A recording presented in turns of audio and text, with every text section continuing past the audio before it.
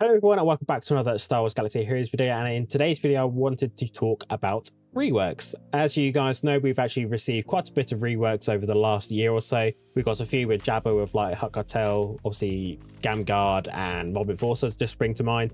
And we got one with layer requirements, which was obviously Lobot to go with Sortie. And then the most recent one we've had is Imperial Super Commando, who got a very nice upgrade. It wasn't really necessarily a rework as such, but just a kit touch-up, but a very good kit touch-up nonetheless, where he increased the viability of not just himself, but Gar Saxon as well in a Darkside Mandalorian team, and they can even beat Galactic Legends and two-man gas in certain scenarios where you do have good modding. So that actually got me thinking about some characters that I feel do deserve a rework, or what I would like to see get a rework, so we're going to be talking about them today. So obviously if you do enjoy the video, a like and comment is always much appreciated, and don't forget to hit that sub button down below. Let's jump straight into it. Okay, so to start off this list, I felt like we should probably talk about director Krennic himself. Obviously you've seen him in my thumbnail for this video. I do think his kit doesn't actually need that much of a rework, probably more of a touch up than anything to just increase his viability overall. I do feel like director Krennic and his lead ability, which is actually pretty good, could be useful for like a leftover Empire team with like TIE Fighter Pilot and those sort of like leftover Empire characters that don't get used, like Second Sister, for example, for Inquisitors. That could definitely make a good use out of those leftover Empire characters, like CG have been doing with a lot of new characters, obviously revitalizing, getting use out of those characters that we never use. So in terms of his actual kit, I probably wouldn't change much in there. His basic is pretty good as it is. Obviously having a tenacity down on a basic like Chewbacca has is pretty helpful, obviously when you want to inflict debuffs and things, especially for 3 turns. That's pretty long, and I'd actually just keep this how it is. The ability that I would change is this Death Trooper Assault, and this kind of changes his core concept of his actual kit, in that I would actually change this to give director Krennic a summoned Death Trooper rather than relying on actually having the other Death Trooper in the squad, because you're not always going to have that. But I would literally just change this ability to my wording, which I've written down here, to summon a Death Trooper and deal special damage to all enemies and inflict stagger for 2 turns. So I'd get rid of that 70% chance. If a Death Trooper is already present, call them to assist and inflict ability block on target enemy which can't be resisted. This ability cannot be evaded. Obviously, Death Trooper squad, they're known for having a bit more accuracy, so I feel like this ability should obviously have the can't be evaded clause in there just to make it a bit more worthwhile. So get rid of that revive with the 20% health, because obviously if there is no Death Trooper in the summon slot, they'll just summon another one and they'll just keep coming back, obviously if you use his ability on a 3-turn cooldown if you don't deal with Krennic soon enough. And I feel like that's probably a good way to actually get the Death Trooper clauses that we have within both their kits to actually have Krennic and Death Trooper together. Obviously just put Death Trooper in Krennic's kit, it just makes things a lot easier, and just have him like a character like Mon Mothma is, or GA Brood Alpha, obviously being a support as well. Kind of fits that role as well. His second special, the only thing that I actually thought you could probably change here to actually increase his viability was to add a buff dispel. Obviously probably reword this to dispel all debuffs and deal special damage, blah blah blah, inflict enemy or inflict debuffs based on what role they are for 2 turns. Just to actually make sure you actually land the debuffs actually on them, obviously, and get rid of all those buffs as well, and then inflicting the debuffs. I feel that's actually a really impactful ability to use, especially on a 3-turn cooldown, which I would probably leave the same. Then the lead ability, I think this is actually quite a good lead ability for his squad in general and just a generic Empire team. Obviously you do have some extra stats there with 25% crit chance and potency, which is quite nice for landing debuffs with Death Trooper and Krennic himself. And whenever someone is critically hit during an Empire ally's turn, they suffer ability block for 1 turn. This effect cannot be resisted. Empire allies recover 10% protection whenever there is quite a critical hit. So there's a bit of survivability in there as well, which is obviously from his lead Zeta. Then his unique, I wouldn't actually change anything here. The only thing I would do is slightly reword it. Obviously it just mentions just if Death Trooper, or I put if a Death Trooper is present, he also gains these bonuses, and just put that the whole way through into his Omicron as well, with if a Death Trooper is present, he also gains these bonuses. Whenever Krennic attacks, Death Troopers are called to assist and has their cooldowns reduced by 1, and just like that basically. just to actually make sure we get more benefit out of actually giving him a Grand Arena Omicron, because I feel like a team in threes with like Krennic Death Trooper, maybe sure, and obviously you've got 2 Death Troopers because you'll have another Death Trooper part of Krennic kit, and obviously that Death Trooper assault thing will have 2 assists, and it just kind of feels more like a actual Star Warsy squad rather than just having 1 bodyguard. He has 2, which kind of makes more sense, I feel, for his actual kit. And just obviously to quickly talk about him, Death Trooper as well, I wouldn't obviously rework any of his actual abilities or his unique. Obviously, if you're planning on using him with Krennic, it's just nice to have that there.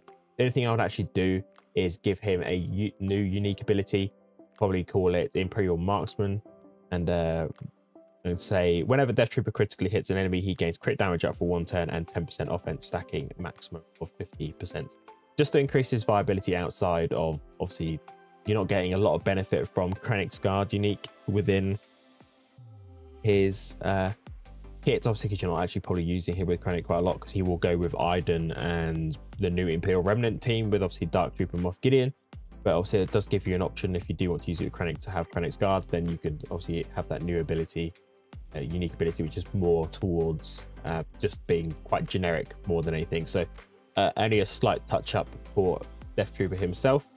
And then the next 2 characters are light side Jedi, probably the ones that you will expect me to talk about. At least the first one is, maybe the second one won't be, but I feel like these guys do deserve a bit more of a rework than a touch up, especially the first one, which is going to be Kit Fisto.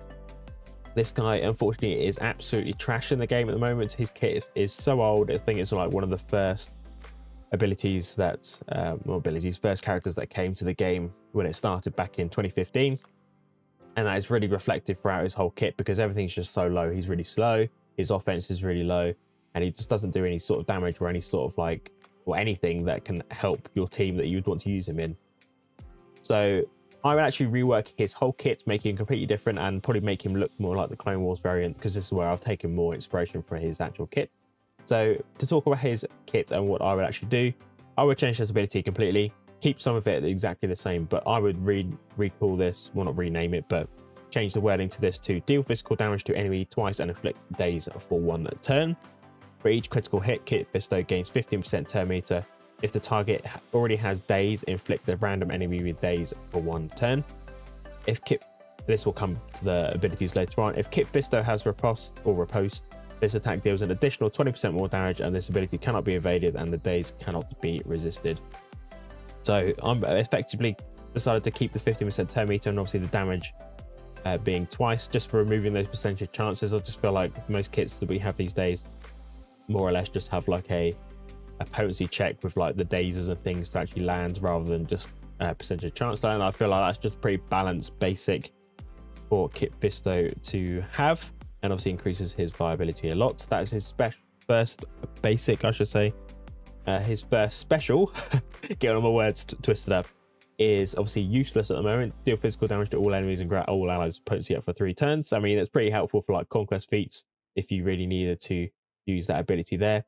But for this one, I would keep it called Turn the Tide, and I would put deal physical damage to all enemies and grant all allies potency and tenacity up for 2 turns. Enemies with daze are stunned for 1 turn, and this attack cannot be evaded. For each enemy with daze, Galactic Republic and Jedi allies recover 10% health and protection and gain 5% turn meter. I feel like that's quite a good way of obviously turning the tide in the battle, gain tenacity up and potency up to increase your chance of landing debuffs, and obviously resisting those debuffs yourself, and obviously gaining 10% health and protection and some extra turn meter for your team. I feel like that should be quite a nice boost there.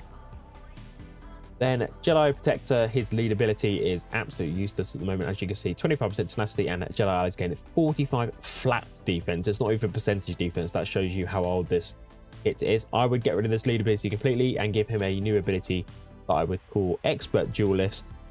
Kit Fisto dispels all debuff from himself and gains riposte or riposte defense up and offense up for 2 turns. He also gains 50% turn meter. So kind of similar to Count Dooku. I've took a lot of inspiration from his kit, obviously being more of a duelist, but obviously on the Jedi side I feel like that it just made more sense to actually have a similar kit to what Count Dooku actually has. So this is probably the ability that you'd want to use first, obviously to get riposte up on yourself so that the basic deals more damage. and you can just get going with some extra offense and things and defense up, obviously, to help with your survivability. And it's kind of like a drawn lead ability. We gain like despite debuffs and gain an extra 50% turn meter, so it's kind of like a mini half turn, if that makes any sense. So get a bit of extra boost, and that should help with his other abilities in order to help the rest of your team. So that is the ability that I would give to him instead of his lead. Obviously, you don't really want to be using his lead anyway, because we have so many Jedi leads now that these sort of characters that had these old leader abilities aren't really needed anymore. And then for his unique, I would keep it pretty much the same, just give him some extra things, possibly even a Zeta as well. I would change these stats to Kit Fisto has 100% counter chance, just give him 100%. I don't see why he needs just 35%. It seems really odd. And then an additional 20% crit chance and offense, keep that 20% offense there as well. And then this is kind of what I thought could be a pretty decent Zeta for him. I put, while Kit Fisto has at least 2 buffs, he gains an additional 15% turn meter whenever he uses an ability, limited once per turn. That obviously means within Kit's kit that I just explained, he will actually be gaining 2 buffs from both his first and second special. So that should actually proc quite a lot, and I feel like that's a good, useful Zeta for him to actually have, considering that his base speed is quite slow if CG wasn't to change that. I just feel like having a lot of turn meter gain in his kit is a good way of him actually cycling turns and being relatively quick. And you could probably mod him slightly differently to how you would usually. Maybe give him more offense and crit chance or something like that, or even some potency to land the daisies. And obviously gives you some extra options and flexibility with that as well. And then that leads me on to my second character I would like to talk about, which is also a Galactic Republic Jedi, and that is Plo Koon. He isn't actually that bad at the moment. This is more of a kit touch-up rather than a rework, because 2 of his abilities I think are actually really good. His basic abilities obviously fantastic. Dispelling buffs on a basic is obviously really helpful, and him gaining defense up obviously helps him a lot, obviously being a tank when he taunts under like a Starkiller lead, for example. Not Starkiller lead, but a Starkiller team, for example, which is probably where we're going to start seeing Plo Koon a lot more, because Old Ben is getting pulled into layer squads, and that kind of means we do need a Jedi tank of some sort. And obviously, like Kanan, for example, goes with Phoenix. There are just obviously better options for Jedi tanks to go elsewhere. And then obviously Plo Koon is kind of left over. So we'll actually see him in Starkiller squads going forwards. And the other ability I think is pretty good at still is his Take Charge. I feel like this is a good ability. All allies gain defense up for 4 turns, so an extra 25% defense is obviously great. And then this turn meter boost is quite nice for clone and Jedi allies, and obviously you're going to gain 25% turn meter if you're using him with a Starkiller team, because he will be the only Jedi there. And then this is where I feel like he could do with a little bit of a kit touch-up to make him a bit better in the game. The first one being, I would rework his first special ability, Force Judgment, to be called Electric Judgment, which is obviously his ability to use Force Lightning, which I believe was yellow, if my research does me properly. But this is, I would just change this completely. I would put deal physical damage to all enemies and inflict shock and defense down on all enemies for 1 turn. Target enemy is also stunned for 1 turn, which can't be resisted. If Plo Koon has defense up when using this ability, he recovers 50% protection. So kind of a bit of health and protection recovery. Obviously, using that Force Lightning ability, I think on a Jedi would be pretty cool. Get some extra shock and shock on the light side teams would be quite nice. Obviously, I think we don't have many light side shock abilities. You know, that I can think that comes to mind is Coil's first special, which inflicts shock. But I feel like that might be. There's obviously very few. I'm probably missing a few people that maybe deal shock on the light side alignment of the game. But that was what I would do there. The only thing I forgot as well, on his Take Charge ability, I put all allies gain defense up for 4 turns, and Plo Koon gains taunt for 2 turns. That's probably what I would do to actually make him a proper tank. I feel like having tanks with no ability to actually taunt within their own kit is pretty pointless, because obviously you can't really use them where he can't taunt properly. So I'm thinking of like with Starkiller, obviously with Jedi tanks, he will taunt whenever he uses a special ability, but obviously that's not through Plo Koon's kit, that's through Starkiller's kit. So actually having a taunt on a tank, I feel like is obviously going to make them a lot more viable if you want to plug and play them with another team, for example. And then his lead ability, I feel like this is the most useless lead ability in the whole game. I mean, there are some pretty bad lead abilities, but I feel like this one's definitely up there as one of probably the worst, in my opinion. Each ally has a 55% chance to remove stealth from each enemy at the start of their turn. If they dispel any enemies, they gain offense up for 1 turn. I mean, the only time this is actually going to be useful is against like a Sith team with Darth Maul lead. I mean, do you see them very often on defense? Probably not. And is it really worth taking Plo Koon lead for them? No, absolutely not. Because 55% chance to remove stealth is pretty stupid. I mean, if this ability was actually going to be somewhat useful and we had more stealth teams in the game, I would just change that to each ally has each ally removes stealth from from a random enemy at the start of their turn. I'll just have it get rid of that percentage chance completely and just have it like that. But for the sake of an actual Kit touch-up, I'll just get rid of his lead ability completely, and like with Kit Fisto, give him a unique instead, because he doesn't actually have a unique. And I'll actually call this unique Armor Talons, which is something I just read up when I'm looking up Plo Koon beforehand. And how I would work this ability would be Plo Koon gains 15 speed and 20% health and protection at the beginning of the encounter. While he has defense up, these bonuses are tripled. So there is an effect that obviously if he has defense up, which you can get from both his basic and second special, that he can gain an extra 45 speed and have an extra 60% health and protection, which obviously makes him a lot more viable.